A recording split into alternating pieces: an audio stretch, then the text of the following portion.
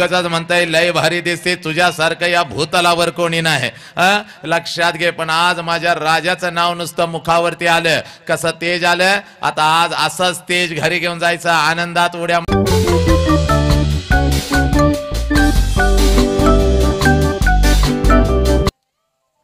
बहुजनांच्या अंधाऱ्या मृतप्राय जीवनात निर्भीड जगण्याचा सोनेरी किरण पसरविणारी, विजापूरच्या तख्ता समोर निमूटपणे झुकणाऱ्या नमणाऱ्या बेलगाम सरंजामदारांच्या बेबंदशाही विरुद्ध आवाज उठवणारी, सरंजामशाही कुलवंश परंपरा यांना नाकारून बहुजनांच्या अस्तित्वाचा झेंडा भडकवणारी, कल्याणच्या मुल्ला एम एस सुभेदाराची सून किंवा बेलवाडीच्या पाटलाची कन्या यांना मातृस्थानी लेखणारी, 17व्या शतकात सरंजामशाही विरोधात वादळ उभे करणारी, जनतेला बलिदानाची प्रेरणा देऊन बहुजनांचं स्वराज्य उभे करणारी, महान रचनात्मक प्रतिभेचा रणपुरुष, समर्पणशीलतेचे प्रत्येकारी, प्रत्येक मातृभूमीचे असीम उपासक, सूर्यकुलातील सर्वश्रेष्ठ पुरुष, क्रांती पथकावरील सर्वश्रेष्ठ यात्रिक, रणशीलतेचे मानदंड, स्वराज्याचे संस्थापक, शककर्ते, युग प्रवर्तक छत्रपती शिवाजी महाराज।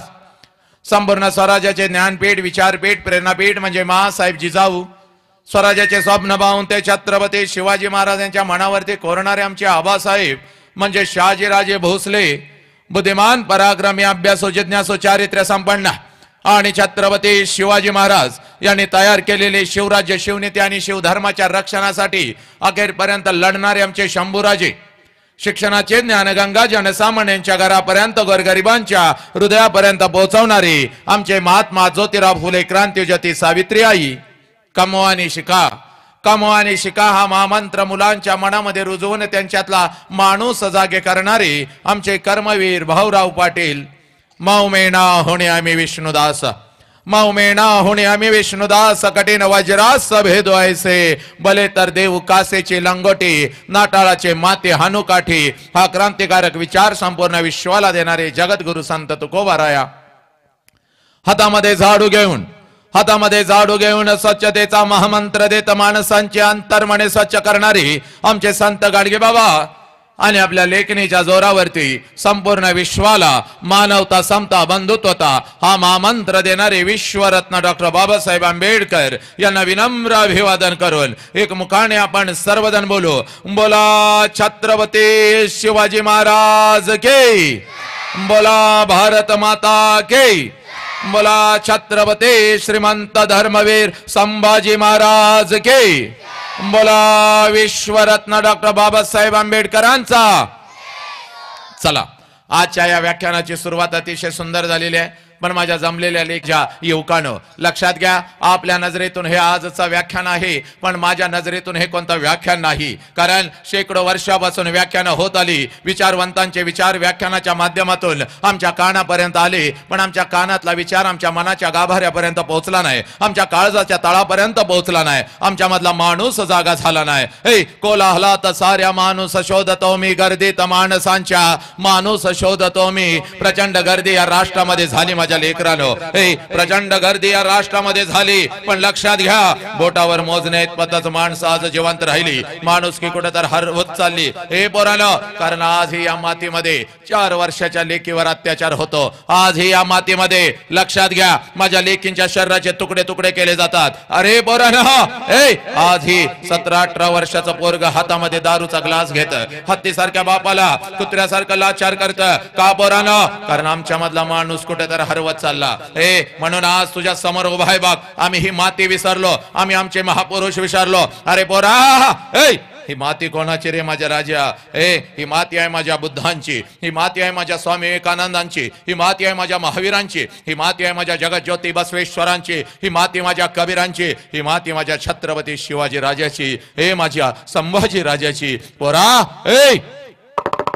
कोण छत्रपती शिवाजी राजे? अगोदर काळजामध्ये लिहून घे माझ्या लेकरा। कोण छत्रपती शिवाजी राजे?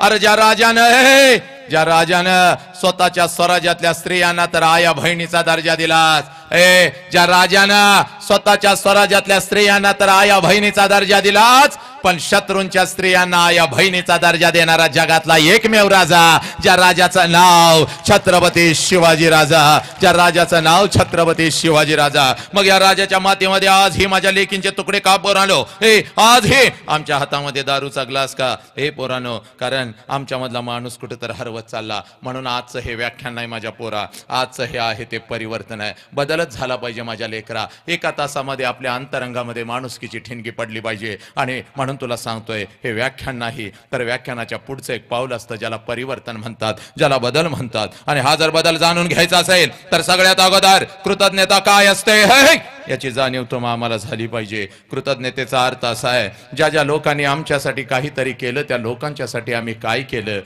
ज्या आईनं मला जन्म दिला त्या आईसाठी मी काय केलं, आणि ज्या बापाने मला जन्म दिला त्या बापासाठी मी काय केलं. ज्या मातीमध्ये मी घडलो, ज्या मातीमध्ये मी उभं राहिलो त्या मातीसाठी मी काय केलं. आणि ज्या शिवधर्माचं नाव सर्वप्रथम मी माझ्या मुखावरती घेतो त्या शिवधर्मासाठी मी काय केलं. पोरा, या परिवर्तनाच्या सुरुवातीला माझ्या मुखातून नाव आलं होतं माझ्या छत्रपती शिवाजी राजांचं, माझ्या आऊजी जाऊचं, माझ्या गाडगे बाबांचं. पोरानो, जय जयकार झाला, पण बेंबीच्या देठापासून झाला नाही. बुद्धांच्या पासून गाडगे बाबांच्या पर्यंत ज्या ज्या वेळेला या महामानवांची नावं आमच्या कानावरती येतील, आमच्या अंगातलं रक्त उसळलं पाहिजे पोरानो. कारण या महामानवांनी फक्त स्वतःच्या चार भिंतीचा संसार कधीच केला नाही, तर अखंड राष्ट्राचा संसार केला. म्हणून तुम्ही आम्ही इथं ताठ मानणं बसलेलो आहोत, लक्षात घ्या. मग यांचा जय जयकार कसा झाला पाहिजे? या भगवंताने एवढं सुंदर आम्हाला शरीर दिलेलं आहे. या शरीराला दोन हात आहेत, दोन्ही हाताच्या दोन्ही मुठी करायच्या, खांद्याजवळ ठेवायच्या, पाठीचा काना ताठ ठेवायचा, चेहऱ्यावरती एक तेज पाहिजे. राजाच्या चेहऱ्यावरचं तेज कसं आहे असं तेज चेहऱ्यावरती आणायचं. आणि जय जयकार असा झाला पाहिजे की हा सारा आसमंत, लक्षात घ्या, आज दुमदुमून गेला पाहिजे माझ्या लेकरानं. चला, दोन्ही हाताच्या दोन्ही मुठी करा, आपल्या खांद्याजवळ ठेवा, पाठीचा काना ताठ ठेवायचा, चेहऱ्यावरती एक तेज पाहिजे आणि हात उंच गगन भरारी खेप जय जयकार झाला पाहिजे. चला, पारावर बसलेले काय माझ्या साखरपुड्याला आलाय का लग्नाला आलाय? दुकानाच्या बाहेर बसलेले, घराजवळ बसलेले, शायनिंग मारत, सगळ्यांनी जय करायचा आहे. राष्ट्राचा, छत्रपतींचा जय करायचाच. जो कोणी जय करणार नाही, आईची शपथ घेऊन सांगतो, 25 वर्ष या क्षेत्रात आहे मातानो, आपल्या आशीर्वादाने या जिभेवर वाच्यासिद्धी आले. आणि सोमवारच्या संध्याकाळची माझी वाच्यासिद्धी अगदी कडक असती. जर चुकून एखाद्याला शाप दिला, 100% शाप माझा लागतो म्हणजे लागतो. आणि सोमवारी सायंकाळी 8 नंतरचा शाप म्हणजे काळ्या दगडावरची रेग आहे आपली.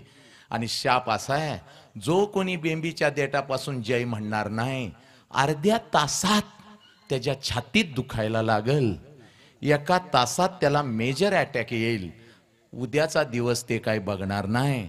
त्याचा फोटो भिंतीवर, जिथं गणपती बसवत होतास त्याच्यावर तुझा फोटो हार घालून लोक उद्या म्हणणार, लय चांगलं होतं, काल रात्री अचानक गेलं. अचानक नाही गेलं, जय जयकार केला नाही म्हणून गेलं. आलं लक्षात? त्यामुळे तर शायनिंग कुणी मारायचा नाही आणि विषयाची परीक्षा कुणी करायची नाही. लहान लेकरांना सोडून हा शाप आहे. चला, आता पाठीचा कणा आता ताट करायचा. कॅमेरा बाबा सगळीकडे फिरव रे माझ्या लेकरा. सगळ्यात तालुक्याला जय जयकार, माझ्या आईपर्यंत, माझ्या आई जगदंब्यापर्यंत गेला पाहिजे आवाज, लक्षात घे. हा सगळा व्हिडिओ. चला, हा जोरात. हा गजे आहेस का? हा चला. बोला छत्रपती शिवाजी महाराज गे, बोला भारत माता गे, बोला छत्रपती श्रीमंत धर्मवीर संभाजी महाराज गे, बोला विश्वरत्न डॉक्टर बाबासाहेब आंबेडकरांचा वंदे वंदे. गणपती बाप्पा मंगल मूर्ती. जय जय जय जय जय श्रीराम, जय जय जय श्रीराम, जय जय जय जय जय श्रीराम. क्या बात आहे. आता बघा मातानो, एकमेकाच्या चेहऱ्याकडे बघा बरं, बघा एकमेकीच्या चेहऱ्याकडे बघा, कसं तेज आलं चेहऱ्यावरती. नाहीतर एवढी वस्ती त्यानं जर खरं सांगितलं तर 1 महिना उंदरासारखी मारशील त्याला. ते उगाच म्हणताय लय भारी दिसते तुझ्यासारखं या भूतलावर कोणी नाही लक्षात घे. पण आज माझ्या राजाचं नाव नुसतं मुखावरती आलं. कसं तेज आलं. आता आज असंच तेज घरी घेऊन जायचं, आनंदात उड्या मारत जायचं. कारण ज्या घरातली माता आनंदी असते तिथं लेकरू घडतं म्हणजे घडतं. लक्षात घे. त्यामुळे तुझ्या चेहऱ्यावर अगोदर आनंद पाहिजे माते. एकदम आनंदात घरी जायचं उड्या मारत. टना टना उड्या मारायच्या. नवरा पुढे आला तर त्याला म्हणायचं चल बाजीवा ढावा आणि दे म्हणायचं. डुल्लात घराकडे जायचं. आणि जर सासू पुढे आली तर आज मात्र लय गंमत करायची. नेहमी सारखं सासूकडे बघून बोट मोडायची नाहीत मातानो. तुमची सवय मला माहित आहे. सासूकडे बघता असं करता, नाक मुरडता. आज तसं करायचं नाही. आज लय भारी गंमत करायची. सासू पुढे आली आली सासूकडे बघायचं नास करायचं. आत्या मॉक करायचा. म्हातारीच्या गालाचा एक मुका घ्यायचा. म्हातारी दान करून खाली पडली पाहिजे. पडली म्हातारी तिला सोडायची नाही. कारण लय दिवसानं सापडल्या म्हातारी काय करायचं लगेच तुझ्या दुसऱ्या गालाचा ट्रिपल मुका घ्यायचा. आत्या करायचं. म्हातारी गडागडा लोळली पाहिजे आणि तुझ्या नवऱ्याला म्हणली पाहिजे लवकर इकडे ये बाबा, तिच्या अंगामध्ये आलेला आहे. नवरा आला की केस सोडायचे आणि गार करून फिरवायचे. दोन तुझ्या नवऱ्याच्या नाकात केस गेली पाहिजेत. उलटच वडलं पाहिजे ते. आणि नवऱ्याला आणि सासूला सांगायचं माझ्या अंगात आलंय, पण आज माझ्या अंगात माझा वसंता भाऊ आला होता आणि आनंद काय असतो मला सांगून गेलाय. त्यामुळे आजपासून या घरामध्ये कोणी कोणाचा द्वेष करणार नाही, तर प्रत्येकानं आनंदानं जगायचं. लक्षात घ्या. एवढा आनंद घेऊन मातानो आज घरी जायचं आहे. आणि आज मला एवढा आनंद होतोय. जवळजवळ हे या महिन्यातलं 51वं व्याख्यान आहे. लक्षात घ्या. काल 50 व्याख्यानं संपली आणि आजचं या महिन्यातलं शेवटचं व्याख्यान शिवजयंतीचं राजांच्या आशीर्वादाने एका महिन्यामधलं हे 51वं व्याख्यान आहे. आज अतिशय आनंद आहे. महाराष्ट्र नाही मातानो, तुमच्या आशीर्वादानं अखंड राष्ट्रभर मी फिरत असतो. 20-20 हजार प्रेक्षक माझ्या समोर असतो. 20-20 हजार. झाडावरचा पक्षी सुद्धा मी उठू देत नाही बघ माते. छत्रपतींच्या आशीर्वादानं तुझ्या आशीर्वादानं एवढी या जिभेवरती वाचा सिद्धी आली आई जगदंबेच्या आशीर्वादानं मातानं.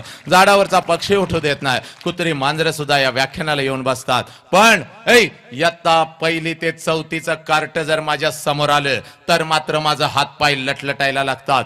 कारण ही कार्टी कधी काय करतील याचा अंदाज नाही. अनेक कीर्तनकार यांनी घरला पळवून घालवलं. अनेकांची प्रवचनं ह्या कार्ट्यांनी पाडली. शिक्षकांच्या तोंडाला तर फेस आणला या कार्ट्यांनी. शाळेतून घरला कधी जाईल शिक्षक वाट बघत बसतो आणि घरातून कार्ट शाळेला कधी जाईल त्याची आई वाट बघत बसती. असले ही नालायक कार्टे आहेत. लक्षात घे. एकदा काय झालं, रत्नागिरीला माझं व्याख्यान होतं. पश्चिम महाराष्ट्रामध्ये रत्नागिरीला माझं व्याख्यान होतं. नटून थटून आम्ही असा खुर्चीमध्ये बसलेलो होतो. एक मॅडम अशा डुलत डुलत माझ्या जवळ आल्या. मला म्हणाल्या सर तुम्ही आमच्यावरती अन्याय करताय. म्हणलं माते भगिनी काय तुझ्यावर अन्याय केला ग? तर ती माता मला म्हणती सर सगळ्या युनिटला तुम्ही परवानगी दिली, माझ्या युनिटला तुम्ही परवानगी दिली नाही. म्हणलं माते कोणतं ग तुझं युनिट? तर ती माता मला म्हणते इयत्ता 1ली ते 4थीचं माझं युनिट आहे. लहान गट मोठा गट माझ्याकडेच आहे आणि मी त्याची मुख्याध्यापिका. मी म्हणलं सगळी एका बसमध्ये घाल माते आणि खाली गोव्याला मालवणला पिकनिकला निघून जा, पण माझ्या समोर ही कार्टी बसवायची नाहीत. माता लय हुशार होती. मॅडम मला म्हणाल्या सर तुमच्या पुढे बसवत नाही, मागं बसवली तर चालतील का? म्हणलं ठीक आहे मागं बसाव, पण चांगली 50 फूट माझ्यापासून लांब बसवायची. हातामध्ये 2 काट्या घेऊन 2 शिक्षक तिथं बसवायचं. जर का पोरांनी दंगा केला हातातला माईक खाली ठेवणार आणि घरला निघून जाणार. मॅडम अगदी हरणासारख्या उड्या मारत गेल्या. मला वाटलं 5-50 कार्टी घेऊन येतील, पण चांगली 100-200ची हनुमान गँगच घेऊन आल्या. पोरं पण एवढी नालाय, कोण छट्टी झाडतय, कोण माती उधळतय, कोण दगड मारतय. एक तर कार्ट माझ्या जवळ आलं आणि मला व्याक करून गेलं. म्हणलं वसंतराव संपला आता तुमचं व्याख्यान.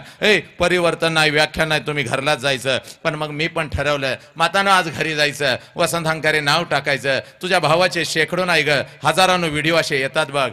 बघायचं. असाच मी खुर्चीवरती उभा असतो. एक पाय खुर्चीवरती एक पाय खालती, लेकरांच्या छाताडावर तांडव करत आई बाप राष्ट्र आणि ही माती त्यांच्या काळजामध्ये मी पेरत असतो. व्याख्यान रंगलेलं होतं. लाकडाची मोठी खुर्ची होती. खुर्चीवरती मी उभा होतो. प्रत्येक जण माझ्या व्याख्यानामध्ये अगदी गुंग झालेला होता आणि पाठीमागं बसलेलं एक लहान गटातलं कार्ट कधी रांगत रांगत येऊन त्या खुर्चीच्या खाली बसलं होतं कुणालाच माहिती नव्हतं. आणि व्याख्यान जसं रंगात आलं कार्ट्यानं मुंडकं बाहेर काढलं आणि खालनं मला म्हणतंय साहेब मागणं पॅन्ट फाटल्या तुमची. पॅन्ट फाटल्या म्हणल्यावर पहिला मी खाली उडी टाकली, कारण मागून 2 कॅमेरे सुरू होतं. म्हणलं आता आणि सगळ्या रत्नागिरीला लाईव्ह चाललं होतं. म्हणलं फाटलेला नकाशा आता घराघरामध्ये पोचला. भीत मागं हात लावला, सगळं काही व्यवस्थित होतं. मग मात्र कार्ट्याकडे एवढं मोठं डोळं केलं आणि कार्ट्याला म्हणलं, नालाय का कुठं फाटल्या रे? तर कार्ट मला म्हणतंय, कसं फसवलं कसं फसवलं. अशी कार्टी आहेत, लक्षात घ्या. एकदा तर काय झालं, प्रचंड गर्दी होती, हजारांनो माता आल्या होत्या. विषय पण लय चांगला होता. मूल समजावून घेताना एक माता माझ्या समोर बसली होती. तिच्या मांडीवरती गोरं गोमटं कार्ट बसलं होतं. 4 वर्षाचं गोरं गोमटं कार्ट होतं. कार्ट दिसायला एवढं सुंदर होतं, पण लय नालायक होतं. कार्ट माझ्याकडे बघायचं, हळूच बघायचं, गालात फुस करून हसायचं आणि आपल्या आईला सांगायचं, मम्मी ते माणूस आपल्या बॉब सारखं दिसतंय. बॉब म्हणल्यानंतर मला एवढा आनंद झाला. म्हणलं, या लेकराला आपल्यामध्ये बॉब दिसतो, याचा अर्थ असा आहे की आपल्यासारखं कोणीतरी याच्या घरामध्ये आहे,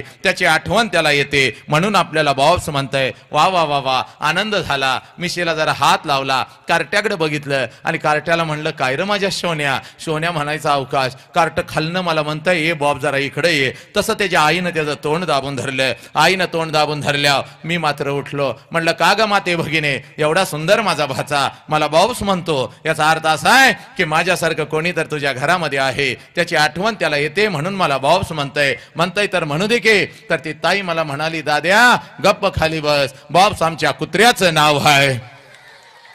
1.5 लिटर पाणी पिलं, परत काय त्या कार्ट्याकडे मी बघितलं नाही. अशीही कार्टी महाराष्ट्राच्या मातीमध्ये करोडो लेकरांच्या नजरेमध्ये नजर घातली बघ. राष्ट्रसंत तुकडोजी महाराज ग्रामगीतेमध्ये सांगून जातात, या कवळ्या कळ्यानं माझी लपले नेताजी रवींद्र शिवाजी, विकसती प्रकटे समाजी, शेकडो महापुरुष. खोटं महापुरुषांनी जन्म घेतला. मातानो, या कवळ्या कळ्यानं माझी. कोणत्या कवळ्या कळ्या? माझ्या समोर बसलेल्या या कवळ्या कळ्या. देवळातला देव मेला, अंतरीचा जागवारे. जर अंतरीचा देव जागवायचा असेल तर या महापुरुषांनी कुठे जन्म घेतला याचा शोध घेत होतो बघ. आणि तुकडोजी महाराज सांगतात, या कवळ्या कळ्यानं माझे. कोणत्या कवळ्या कळ्या? या माझ्या समोर बसलेल्या कवळ्या कळ्या, या राष्ट्राच्या शाळेच्या आणि कॉलेजच्या भिंतीमध्ये शिकत असलेल्या त्या कवळ्या कळ्या. मातानो, पितानो, हात जोडून सांगतो, तुमच्या अंगा खांद्यावर खेळणार तुमचं 4 वर्षाचं लेकरू, ती कवळी कळी. माते, पण आमची नजर चुकली बघ. आमची नजर चुकली. आमच्या मधला माणूस कुठे तर हरवत चालला. वसंत हंकारे आला. वसंत हंकारे आला आणि फक्त आम्हाला हसवून गेला, आमचं मनोरंजन करून गेला. असं होता का म्हणाय बघ. वसंत हंकारे आला, माणुसकीची एक ठिणगी टाकून गेला आणि म्हणून आज तुझ्या समोर उभा आहे बघ मी. माते, पोरा, तुझा आज वय कितीही वर्षाचा असू दे, एक काम करायचं बघ, पळत पळत घरी जायचं माझ्या पोरा. पळत पळत घरी जायचं.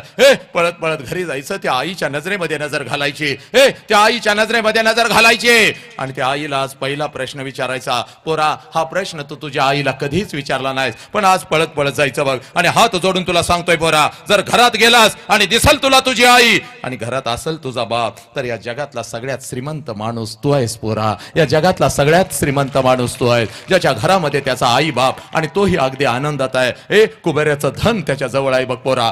पोरी, आणि म्हणून तुला सांगतोय, पळत पळत आज घरी जायचं बघ. त्या आईच्या नजरेमध्ये नजर घालायची बघ आणि त्या आईला पहिला प्रश्न विचारायचा आहे, आई 9 महिने 9 दिवस आई तू मला तुझ्या उदरामध्ये ठेवलंस आई. या आई, 9 महिने 9 दिवस आई तू मला तुझ्या उदरामध्ये ठेवलंस आई. आणि ज्या वेळेला आई तू मला जन्म देत होतीस, त्यावेळेला आई तुला किती यातना होत होत्या ग आई, तुला किती वेदना होत होत्या. पुराणो, पळत पळत जायचं आणि त्या माऊलीला हा पहिला प्रश्न विचारायचा बाग. आणि ज्या क्षणाला हा प्रश्न तू तुझ्या आईला विचारशील, टच करून तिच्या डोळ्यामध्ये पाणी येईल बघ, हंबरडा फोडल ती. कारण पोरानो, 9 महिने 9 दिवस ज्या वेळेला ती आई तुम्हा आम्हाला या उदरामध्ये ठेवत असते आणि ज्या वेळेला ती माऊली तुम्हा आम्हाला जन्म देत असते, या विश्वातल्या कितीतरी आयांनी आपला शेवटचा श्वास घेतलेला आहे पोरी. या विश्वातल्या कितीतरी आयांनी आपला शेवटचा श्वास घेतलेला आहे. ती टाचा घासत असते, ती हंबरडा फोडत असते, ती टाचा घासत असते, ती हंबरडा फोडत असते.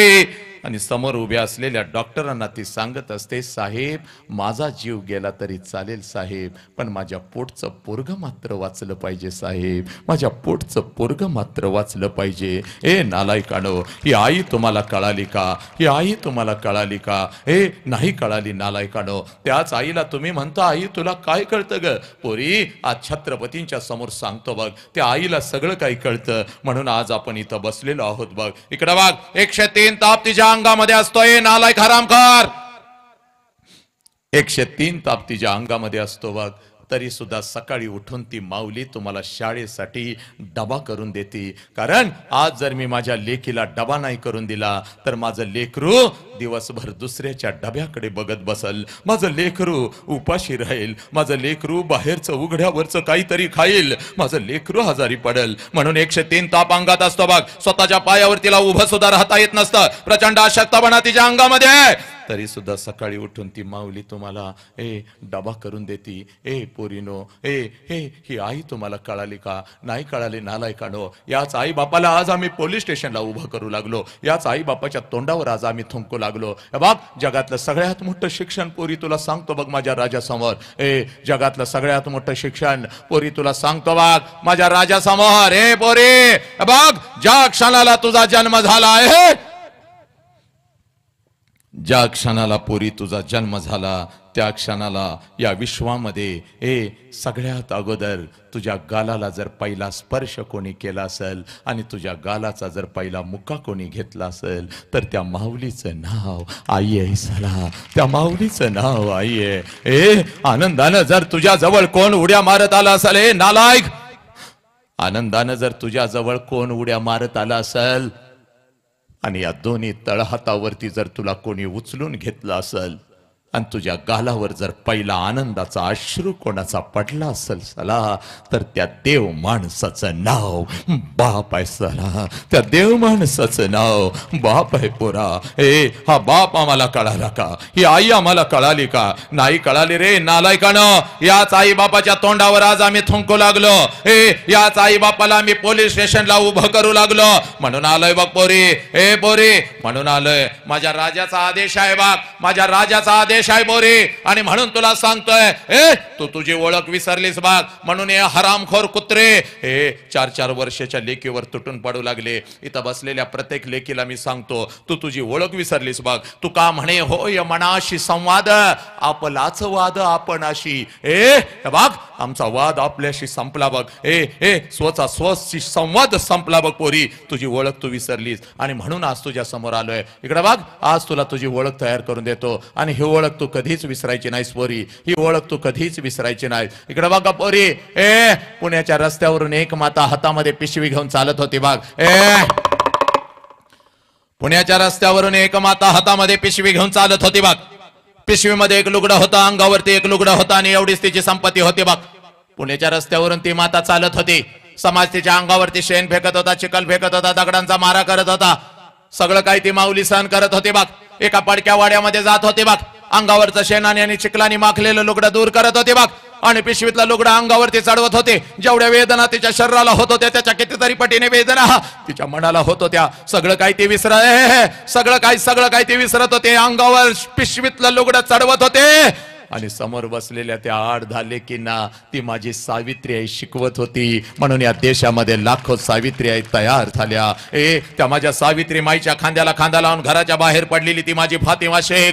पोरी, ती सावित्री आई म्हणजे तू आहेस बघ. तू एवढी स्वस्त नाहीस पोरी. कुठल्या तर हरामखोर कुत्र्यानं यावं, तुला खोट्या प्रेमाच्या जाळ्यामध्ये फसवावं, तुझ्या आई बापाच्या तोंडावर तुला थुंकायला लावावं, तुझ्या शरीराचा उपभोग घ्यावा आणि त्या नालायक हरामखोराच्या वासना शांत झाल्यानंतर पोरी तुझ्या शरीराचे तुकडे तुकडे करावे, कुत्र्या मांजराला खायला घालावे, तुला मिक्सर मध्ये घालून बारीक करावं आणि वेळ पडली तर तुला परदेशामध्ये विकावं. पोरी, एवढी स्वस्त तू नाहीस ग. छत्रपती शिवाजी राजांना जन्म देणारी ती आऊ जिजाऊ म्हणजे तू आहेस पोरी. ही तुझी ओळख आहे बाग, ही तुझी ओळख आहे. ही ओळख तू कधीच विसरायची नाहीस पोरी. हे बघ, तुला दुसरी ओळख तयार करून देतो बघ. 5 लाखाचं सैन्य घेऊन औरंगजेब या स्वराज्यावरती चालून आला होता पोरी. 5 लाखाचा सैन्य घेऊन औरंगजेब या स्वराज्यावरती चालून आला होता बघ. छत्रपती शिवाजीराजे आम्हाला सोडून निघून गेलेले होते. संभाजीराजांचं बलिदान झालेलं होतं आणि 5 लाखाचं सैन्य घेऊन आलेल्या औरंगजेबाला वाटलं आता हे स्वराज्य माझं आहे, माझं आहे, माझं आहे. पण नाही पोरीनं, एक रणचंडिका उठली, घोड्यावरती स्वार झाली, हातामध्ये तलवार घेतली आणि 5 लाखाचं सैन्य घेऊन आलेल्या औरंगजेबाला शेवटचा श्वास याच मातीत घ्यायला लावला. तिचं नाव तारा राणी आहे आणि ती तारा राणी म्हणजे तू आहेस पोरी. तू एवढी स्वस्त नाहीस ग. कुठल्या तर हरामखोर कुत्र्यानं यावं, तुला खोट्या प्रेमाच्या जाळ्यामध्ये फसवावं, तुझ्या शरीराचा उपभोग घ्यावा. त्या नालायक हरामखोराच्या वासना शांत झाल्यानंतर पोरी तुझ्या शरीराचे तुकडे तुकडे करावे, कुत्र्या मांजरांना खायला घालावे. नाही बघ पोरी, नाही, एवढी स्वस्त तू नाहीस पोरी, एवढी स्वस्त नाहीस बघ पोरी. तो इकडे बघ, तुझा बाप म्हणजे एक वाघ आहे बघ पोरी, आजपासून विसरायचं नाही. तुझा बाप म्हणजे एक वाघ आहे, तुझी आई म्हणजे एक वाघीण आहे आणि एका वाघाच्या आणि एका वाघिणीच्या पोटी तुझ्यासारख्या वाघिणीनं जन्म घेतलाय पोरी. या गावची तू वाघीण आहेस, या राष्ट्राची तू वाघीण आहेस. आजपासून ही ओळख कधीच पोरीनं विसरायची नाही. पोरा, बापाच्या उंची एवढी आपली उंची झाली हरामखोरानं. बापाच्या उंची एवढी आपली उंची झाली आणि बापाचा चप्पल आपल्याला बसायला लागलं. हरामखोर म्हणजे बापा एवढ्या वेदना आपण कधीच सहन करू शकत नाही रा. बाप सांगतो पोरग माझ्या उंची एवढं झालं, बाप सांगतो पोरग माझ्या खांद्याला खांदा लावतं, तेच पोरग ज्या वेळेला बापाला कुत्र्यासारखी मान खाली घालायला लावतं. नालायक, ज्याला बाप कळाला त्यानं मृत्यूच्या दारात छड्डू ठोकला. माती आहे माझ्या संभाजीराजांची रे पोरानो. ज्याला बाप कळाला त्यानं मृत्यूच्या दारात छड्डू ठोकला. हे पोरा, त्यानं मृत्यूच्या दारात छड्डू ठोकला. बाग वय वर्ष 32 माझ्या संभाजीराजांचा. संभाजीराजांना कैद झालेले आहे. संभाजीराजांना कैद झालेले आहे. साखळदंडामध्ये महाराष्ट्राच्या या वाघाला, ब्रह्मांडाच्या नायकाला बांधलेला आहे. असंख्य जखमा संभाजीराजांच्या शरीरावरती आहेत. नालायकानं ही वेदना अगोदर ऐकून घ्यायची रा. बाग असंख्य जखमा संभाजीराजांच्या शरीरावरती आहेत. प्रत्येक जखमेतून काळ रक्त टप टप टप टप गळत आहे. चेहऱ्यावरचं तेज माझ्या राजाचं कमी झालेलं नाही. आणि मृत्यूच्या दारात औरंगजेब संभाजीराजांना म्हणतो, संभा हम तुम्हारी जान बख्श देंगे संभा, हमें चाहिए सिर्फ तेरे पिता का स्वराज्य, वो हमारे चरणों में रख, हम तुम्हारी जान बख्श देंगे. मृत्यूच्या दारात संभाजीराजे शड्डू ठोकत, औरंगजेबाच्या नजरेत नजर घालत औरंगजेबास उत्तर देतात, या शरीराचे तुकडे तुकडे केलेस तरी चालतील, हा शिवपुत्र तुझ्या समोर कदापि झुकणार नाही, कारण मला माझा बाप कळालेला आहे. पोरानं, अरे वेदना काय असतील का? एखादा खिळा पायात घुसला तर 4 वेळा मी बोंब ठोकतो रे नालायका. तापलेल्या लोखंडाच्या लाल भडक साळ्या आहे, तापलेल्या लोखंडाच्या लाल भडक साळ्या संभाजीराजांच्या डोळ्यासमोर आल्या. संभा अब तो झुक जा, नाही तो तेरी जिंदा आंखें हम निकाल देंगे. त्यावेळेला मृत्यूच्या दारात संभाजीराजांच्या चेहऱ्यावरचं तेज कमी होत नाही. तापलेल्या दोन्ही लोखंडाच्या साळ्या संभाजीराजांच्या डोळ्याच्या आर पार निघून जातात. चर्र आवाज येतो, डोळ्यांच्या खोबणीतून काळ रक्त गळत रे. पण माझा राजा शत्रू समोर झुकत नाही, कारण माझ्या संभाजीराजांना त्यांचा बाप कळाला होता, छत्रपती शिवाजीराजा. स्वराज्य कळालेलं होतं. तुम्हाला तुमचा बाप कळाला का? नाही कळाला नालायकानो. म्हणून आज तुमच्या समोर उभा आहे. बोरी, जास्त वेळ तुझा घेत नाही बघ पोरा. जास्त वेळ तुझा घेत नाही बघ. पहिला प्रश्न आईला विचारलास ना, आई तुला किती वेदना होत होत्या? आता एक काम करायचं रे बोरा, पळत पळत जायचं बघ. आणि त्या आईला आता दुसरा प्रश्न विचारायचा. आणि त्या आईला आता दुसरा प्रश्न का विचारायचा याचं कारण तुला सांगतो बघ पोरा. या प्रश्नाच्या तळाला लपलेला आहे तुझा बाप. या प्रश्नाच्या तळाला लपलेला आहे हे राष्ट्र, या राष्ट्राचा अध्यात्म या प्रश्नाच्या तळाला लपलेला आहे. म्हणून तुला सांगतोय पोरा, पळत पळत जायचं बघास. आणि त्या आईला आता दुसरा प्रश्न विचारायचा, कारण 25 वर्षापूर्वी तिच्या मस्तकी अक्षता पडल्या बघ. हे नालायकानो, सगळ्यांनी ऐकून घ्यायचं रे. कुठल्या पुस्तकामध्ये तुला हे मिळणार नाही बघ, कुठल्या युनिव्हर्सिटीमध्ये आणि कुठल्या विद्यापीठामध्ये तुला हे शिकवलं जात नाही बघ पोरा. 25 वर्षापूर्वी तिच्या मस्तकी अक्षता पडल्या बघ. 25 वर्षापूर्वी तिचं लग्न तुझ्या बापा बरोबर झालं बघ.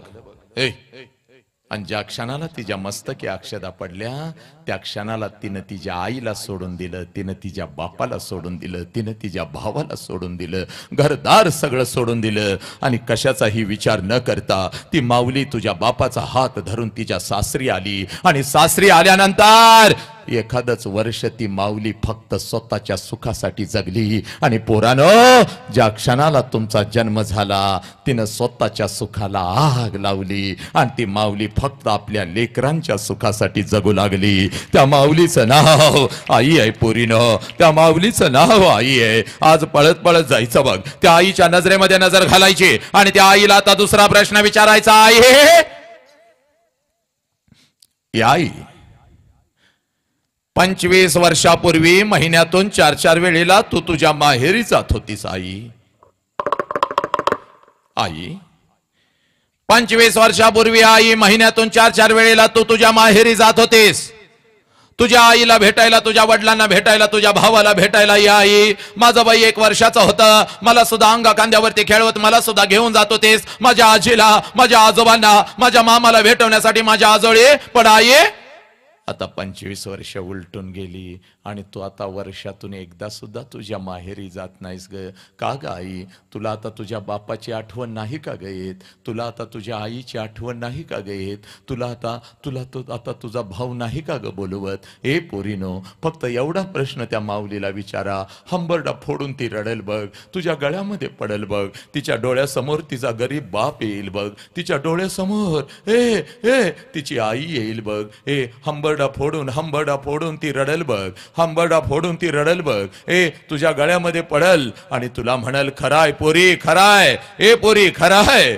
25 वर्षापूर्वी महिन्यातून 4-4 वेळेला मी माझ्या माहेरी जात होती, माझ्या आईला भेटायला, माझ्या वडिलांना भेटायला, माझ्या भावाला भेटायला. हे बोरी, तुझा बाई 1 वर्षाचा होता, तुला सुद्धा अंगा खांद्यावरती खेळवत तुला सुद्धा घेऊन जात होती. तुझ्या आजीला, तुझ्या आजोबांना, तुझ्या मामाला भेटवण्यासाठी तुझ्या आजोळी. पण पोरी, आता 25 वर्ष उलटून गेली आणि आता वर्षातून काय ग, 2-2 वर्षातून एकदा सुद्धा मी आता माझ्या माहेरी जात नाही बघ पोरी. त्याला कारण आहे बघ पोरी, त्याला कारण आहे. 25 वर्षापूर्वी माझ्या मस्तकी अक्षदा पडल्या, तुझ्या बापाचा हात धरून मी माझ्या सासरी आली आणि सासरी आल्यानंतर एखादाच महिना कसा तर मी काढला बघ. आणि पोरी, तुझ्या बापासमोर मी हंबरडा फोडून रडू लागली. अहो ऐकलं का हो, मला माझ्या आईची आठवण येते हो.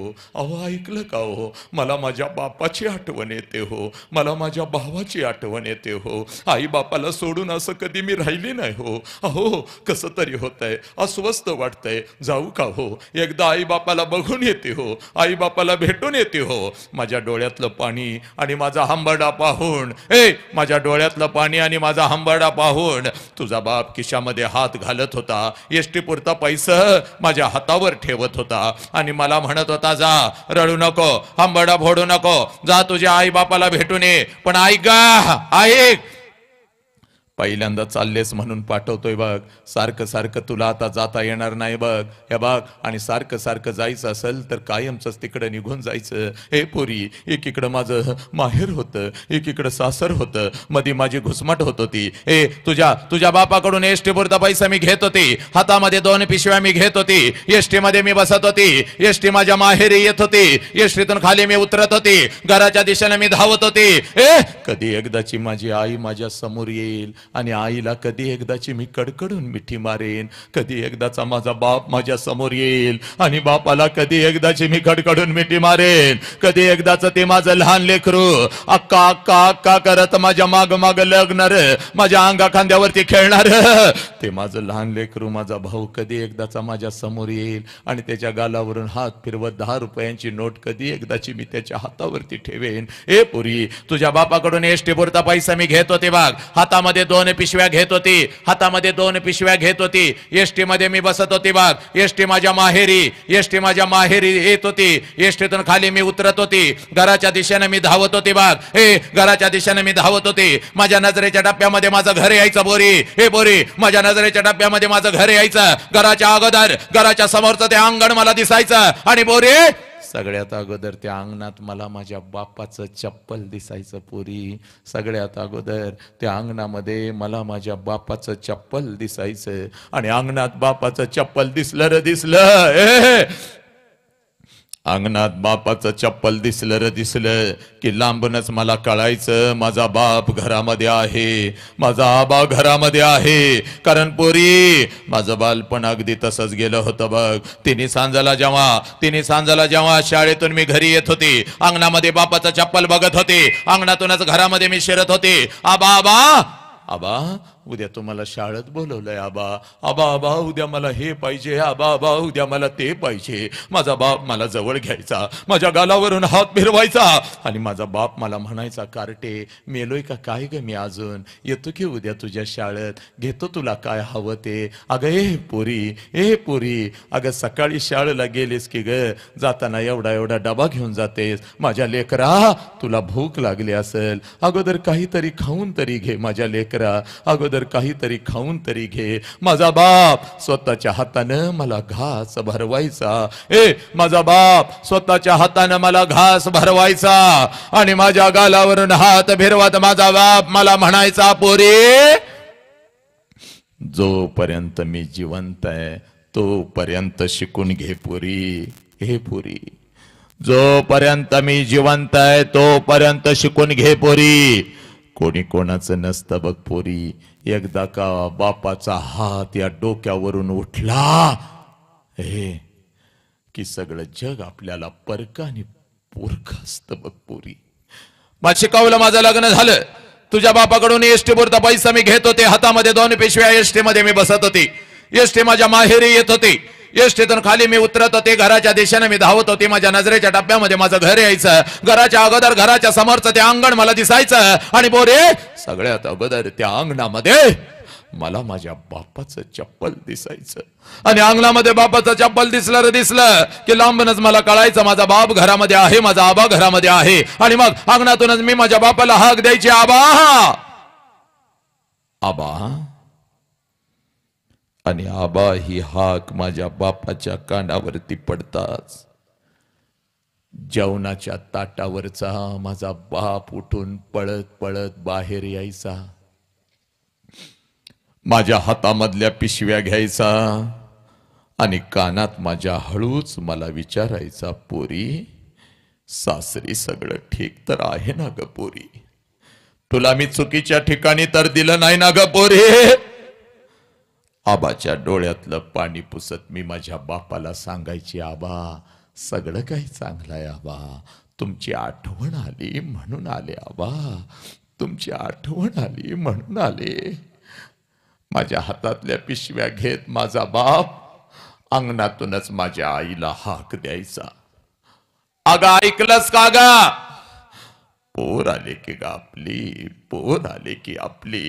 हे माझ्या बापाची हाक माझ्या आईच्या कानावर पडताच, माझ्या बापाची हाक माझ्या आईच्या कानावर पडताच जेवणाच्या ताटावरची माझी आई उठून पळत पळत बाहेर यायची.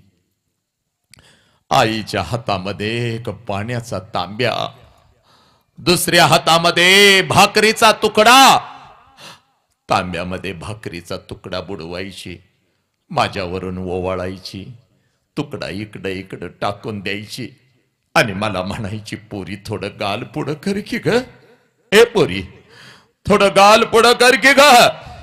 आणि गाल पुढं केलं की माझ्या दोन्ही गालाचं मुख घेत आपली आठी बोट माझ्या गालावरून फिरवायची आणि कडा कडा कडा कडा कडा कडा आपल्या कपाळावर मोडत माझी आई मला म्हणायची, पोरी ए पोरी चल की ग घरात, चल की ग, महिना झालं तुझा बाप अजून नीट जेवला सुद्धा नाही की ग पोरी, चल की घरात चल. 25 वर्ष आता उलटून गेली बघ पोरी. ए नालायकानो, एवढी वेदना फक्त ऐका रे, आयुष्यात कधीच आई बाप विसरणार नाहीस बघतो. 25 वर्ष आता उलटून गेली बघ पोरी. आणि 25 वर्षानंतर जेव्हा मी आता माझ्या माहेरी जाते ना ग पोरी, हे पोरी 25 वर्षानंतर जेव्हा मी आता माझ्या माहेरी जाते ना ग पोरी, घर तेच आहे, अंगण हे तेच आहे. हे पुरी 25 वर्षानंतर जेव्हा मी आता माझ्या माहेरी जाते ना ग, घर तेच आहे, अंगण ही तेच आहे. पण त्या अंगणामध्ये मला माझ्या बापाचं चप्पल दिसत नाही पुरी. आता त्या अंगणामध्ये मला माझ्या बापाचं चप्पल दिसत नाही. अंगणातून जरी मी हाक दिली आबा, जेवणाच्या ताटावरचा माझा बाप उठून आता पळत बाहेर येत नाही पुरी.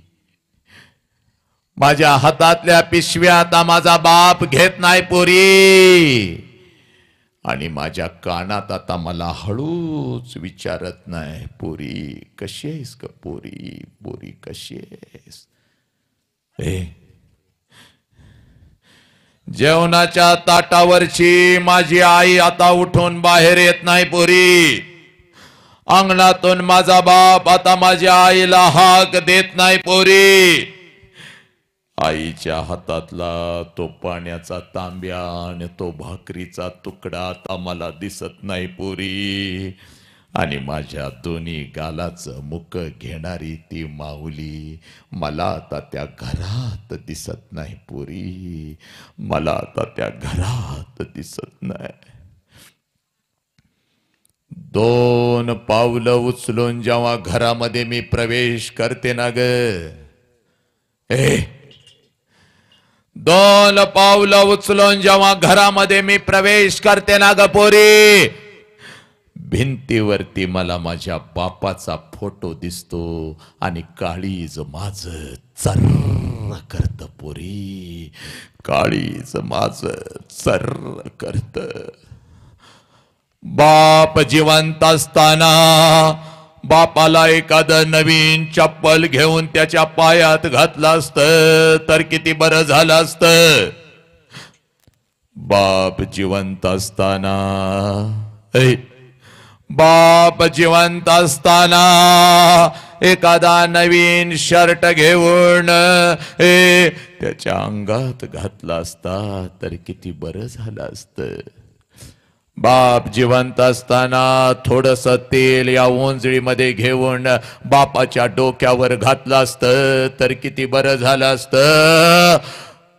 आणि बाप जिवंत असताना थोडस गरम पाणी करून बापाला आंघोळ घातली असती तर किती बरं झालं असतं. एक घास चिवूचा, एक घास काऊचा, असं म्हणत म्हणत अंगा खांद्यावरती खेळवत एक एक घास भरवत ज्या बापानं मला लहानाचं मोठं केलं, तो बाप जिवंत असताना एखादा घास या हातानं बापाला भरवला असता तर किती बरं झालं असतं पोरी, किती बरं झालं असतं. लाखो रुपये आहेत बघ पोरी तुझ्या बापाकडे. आता अखंड पंचक्रोशीला आपण जेवण घालू शकतो पोरी.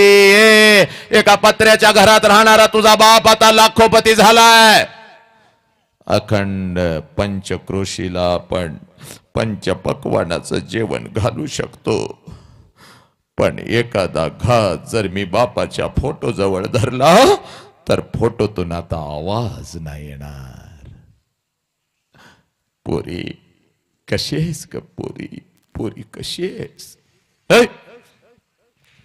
एखादा घास जर मी आईच्या फोटो जवळ धरला तर फोटोतली आई खाली येऊन आता माझ्या गालाचं मुक नाही घेणार पोरी. फोटोतली आई खाली येऊन आता माझ्या गालाचं मुक नाही घेणार. आला श्वास गेला श्वास जीवा तुझं रतंतर. नालाय. आला श्वास गेला श्वास जीवा तुझर तंतर.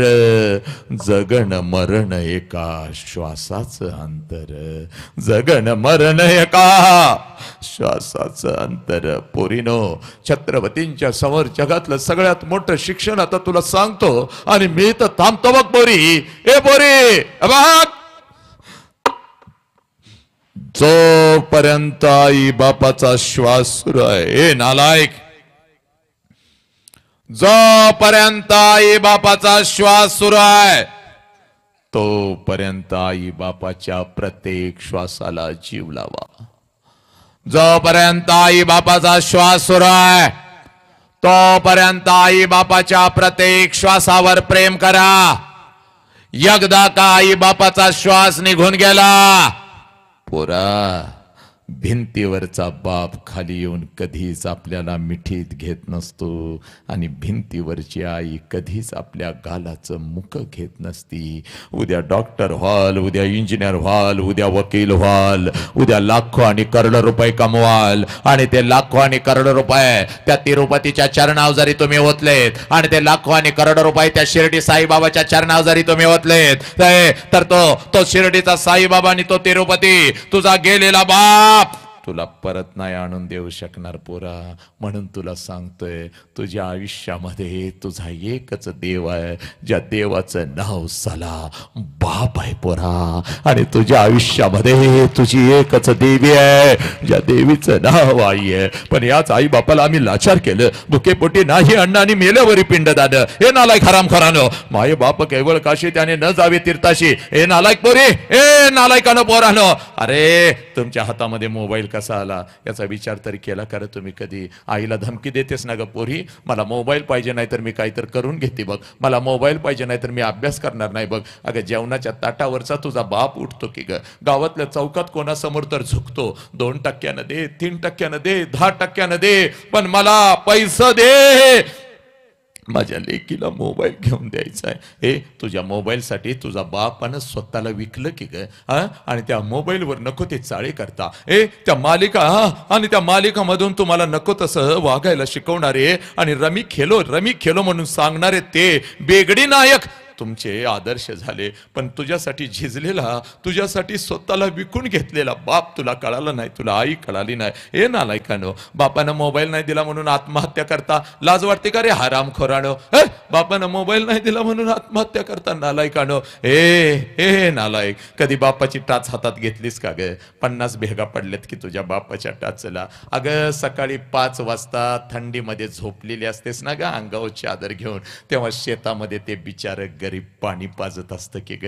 माझ्या लेकीचं शिक्षण आहे, माझ्या लेकराचं शिक्षण आहे. हरामखोरानो, हा बाप कळ ना तुम्हाला? नीच माणसानो, लाज वाटली पाहिजे, लाज वाटली पाहिजे. म्हणून तुझ्या समोर आज मी उभा आहे बाग.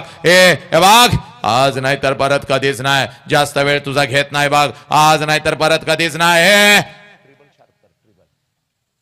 आज नाही तर परत कधीच नाही पोरी, आज नाही तर परत कधीच नाही. आजच एक काम करायचं पोरानं, ये नालायक हरामखोरानं, इकडे बघ.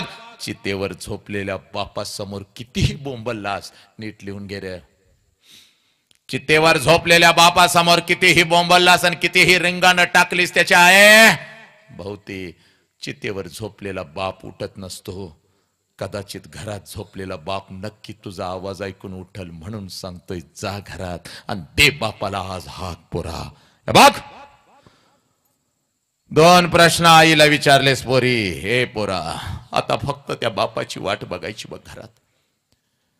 आता तू गेलीस, बाप अजून आला नाही, तू झोपलीस. उद्या सकाळी तू उठायच्या अगोदर बाप निघून गेला. तू शाळेला गेलीस, शाळेतून परत आलीस, बापाचीच वाट बघायची बघ.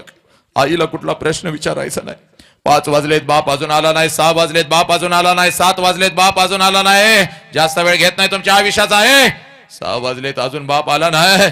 7 वाजलेत, अजून बाप आला नाही. रात्रीच्या 10 वाजले, बाप आला राहिला. बाप एकच काम करायचं बघ पोरा. ए पोरी, एकच काम करायचं, कशाचाही विचार करायचा नाही. सगळी जळमट तोडून टाकायची पोरी, सगळी बंधनं तोडून टाकायची बघ.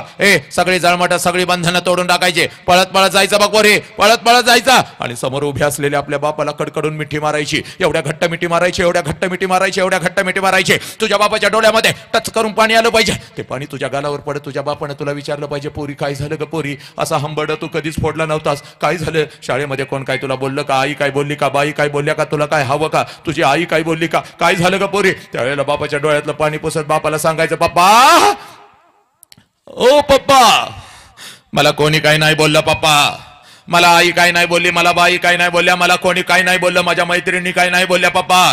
मी 1 वर्षाची होती ना पप्पा, तेव्हा रोज तुम्हाला मिठी मारत होती पप्पा, कारण तेव्हा मला माझा बाप कळत होता पप्पा. पप्पा आई जर मला रागवली तर मी अंगणामध्ये येऊन उभी राहत होती पप्पा. जसं तुम्ही येत होता पळत पळत येऊन मी तुम्हाला मिठी मारत होती आणि तुमच्याकडे आईची तक्रार करत होती, पप्पा पप्पा आईने मला उगाचच मारलं बघा पप्पा. त्यावेळेला तुम्ही मला उचलून घेत होता, माझ्या राणी ग म्हणत होता, माझ्या सोना ग, माझ्या पाखरा ग म्हणून माझ्या गालावरून हात फिरवत तुम्ही मला म्हणत होता, चल आपण दोघं मिळून तुझ्या आईला मारूया, चल आपण दोघं मिळून तुझ्या आईला मारूया, चल आपण दोघं मिळून तुझ्या आईला मारूया. पप्पा पप्पा माझी समजूत काढण्यासाठी अंगणातच तुम्ही माझ्यासाठी घोडा होत होता, तुमच्या पाठीवर बसून माझा घोडा माझा घोडा माझा घोडा म्हणून मी अंगणभर तुम्हाला मी फिरवत होती पप्पा. पप्पा पोत पोत म्हणून तुमच्या पाठीवर मी बसत होती पप्पा, रात्रभर तुमच्या छातीवर मी झोपत होती पप्पा. पप्पा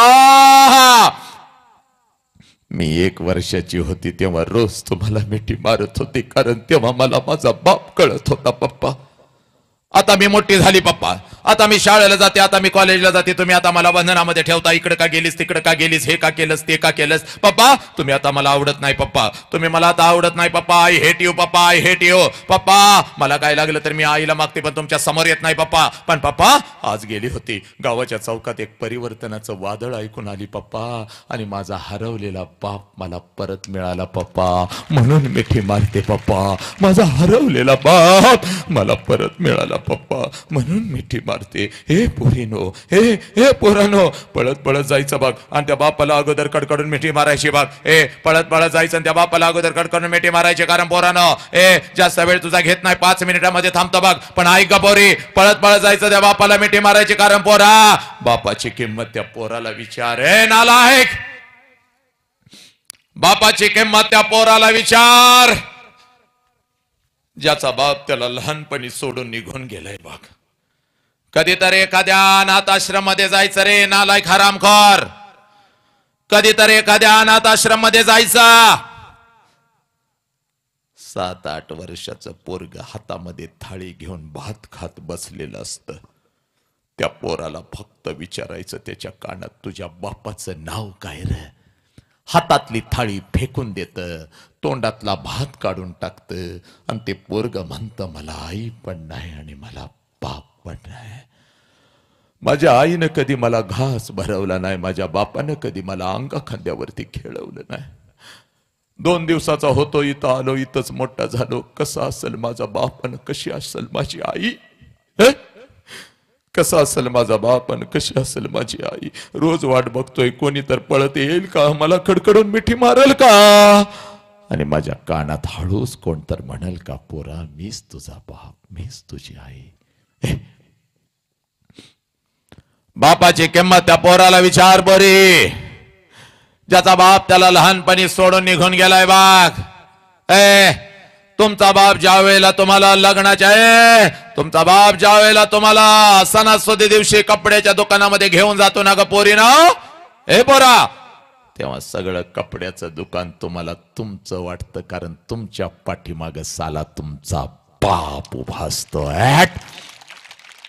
सब कुछ अपना है क्योंकि अपने साथ अपना बाप है साला.